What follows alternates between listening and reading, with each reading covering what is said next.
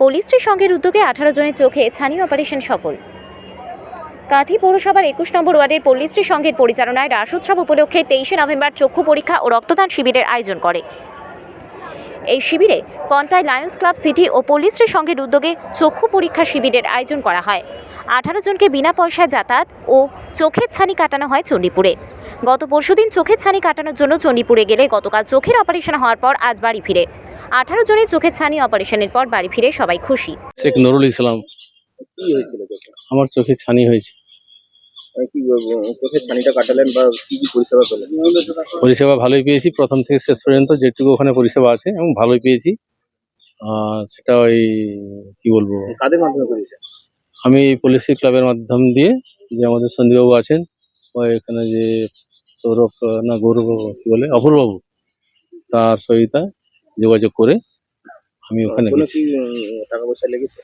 হ্যাঁ, আমি ফেকও করেছি, সেজন্য আমাকে 6,500 টাকা দিতে হয়েছে, নাহলে ফ্রি যাবে, নাহলে ফ্রি। এবার খুব ভালো পেয়েছি আমরা, কোনো অসুবিধা হয়নি। চোখের সমস্যা কি হয়েছে? ওই ছানি ধরেছিল আর কি। কোনো টাকা পয়সা লেগেছে? না না, কোনো টাকা পয়সা কিছু না। ফ্রিতে? হ্যাঁ, ফ্রি। কাদের মাধ্যমে করালেন? ওই লায়ন্স ক্লাবের মাধ্যমে, ওই আমাদের সঞ্জীব নাম আছে। কোন ক্লাবে? এখানে কি কোথায় চোখ পরীক্ষা করেছিলেন? পুলিশের সঙ্গে। আপনার নাম? গোকুল চন্দ্র জানা। আপনার নাম? মানিকলাল প্রধান।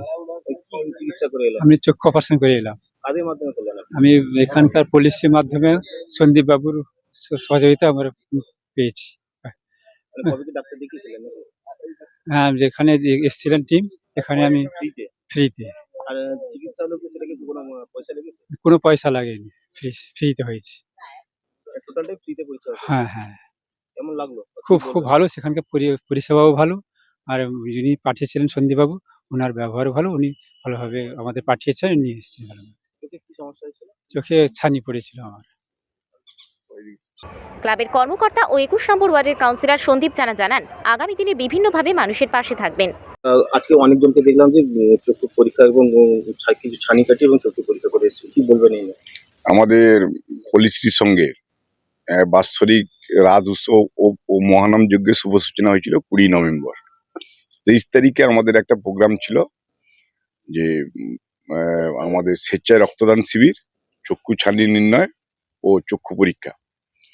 আমাদের ক্লাবের কর্মকর্তা আমাদের দুর্গাশঙ্কর সাউ, উনি কন্টাই লায়ন্স ক্লাব সিটি, উনিও মেম্বার। ওনার উদ্যোগ এবং ক্লাবের সহযোগিতায় আমাদের এই ক্যাম্প হয়েছিল। আমরা তার মধ্যে থেকে আমরা 18 জনকে আমরা নির্ণয় করেছিলাম বিনা পয়সায় চক্ষু পরীক্ষা এবং যাতায়াত সবকিছু ফ্রি। আজকে তারা চক্ষু ছানি অপারেশন হয়ে এলো, খুব ভালো লাগছে। কতজন মতো? 18 জন। কি পরিষেবা আপনারা দিয়েছেন বা সহযোগিতা করেছেন আপনারা? সমস্ত রকম ভাবে সব সহযোগিতা করা হয়েছে। আর কি পরিকল্পনা রয়েছে আপনাদের? আগামী দিনে আরো মেডিকেল টিম এবং এই চক্ষু পরীক্ষা বা ছানি নির্ণয়, ব্লাড ডোনেশন ক্যাম্প সহ, এবং আমাদের ক্লাবের পক্ষ থেকে, পুলিশের সঙ্গের পক্ষ থেকে, যাতে এই ওয়ার্ডে বা পাশাপাশি এলাকায় বাচ্চারা যাতে বিনা পয়সায় আমাদের নৃত্য প্রশিক্ষণ পায় এবং অঙ্কন ক্লাস শুরু হয়, তার ব্যবস্থা আমরা করছি।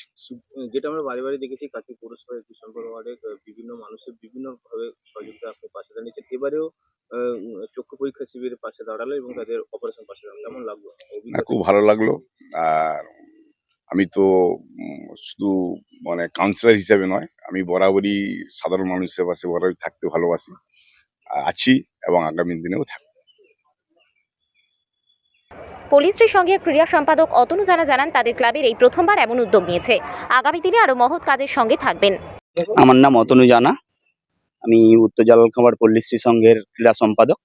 আমাদের 21 নম্বর ওয়ার্ডের এই উত্তর জালালখামার গ্রামের মাননীয় কাউন্সিলর সন্দীপ দা, তৎসহ আমাদের ক্লাবের সম্পাদক, তো উনার পূর্ণ প্রচেষ্টায়, সঙ্গে লায়ন্স ক্লাব থেকে আমাদের দাদা দুর্গাশঙ্কর সাউ মহাশয়, তো উনার দুজনের যৌথ প্রচেষ্টায় আমাদের পল্লীশ্রী সংঘ প্রথমবার এইরকম একটা মহান শিবির করতে পেরেছে।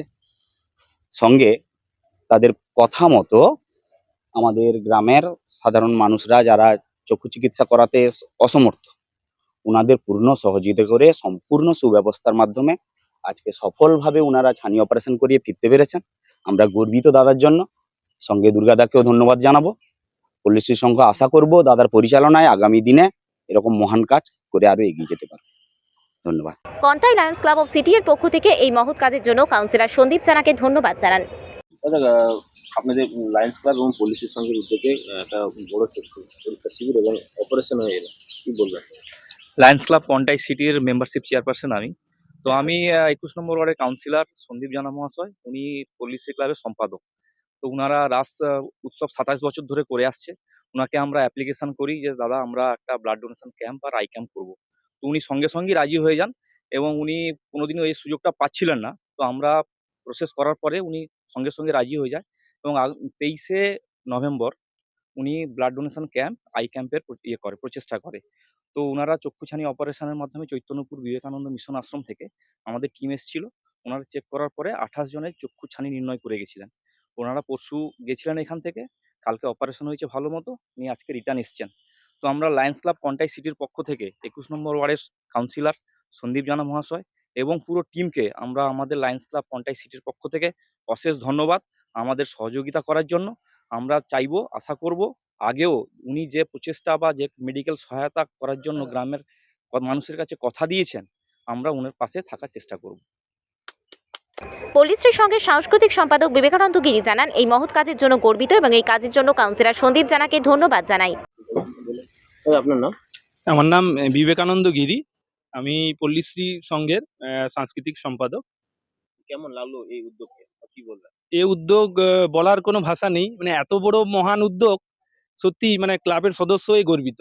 আর যার জন্য গর্বিত আমাদের ক্লাবের সম্পাদক মাননীয় সন্দীপ জানা মহাশয়, উনি 21 নম্বর ওয়ার্ডের কাউন্সিলরও।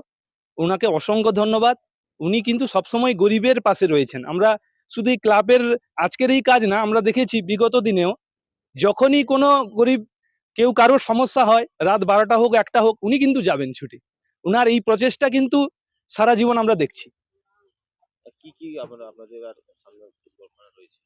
উনার পরিকল্পনা মাথায় রয়েছে, আমরা জানি যখনই কোনো সুযোগ, যখনই কোনো বিপদ থাকবে, উনি কিন্তু সবাইকে ডেকে নেয়, পাশে গিয়ে দাঁড়ায়।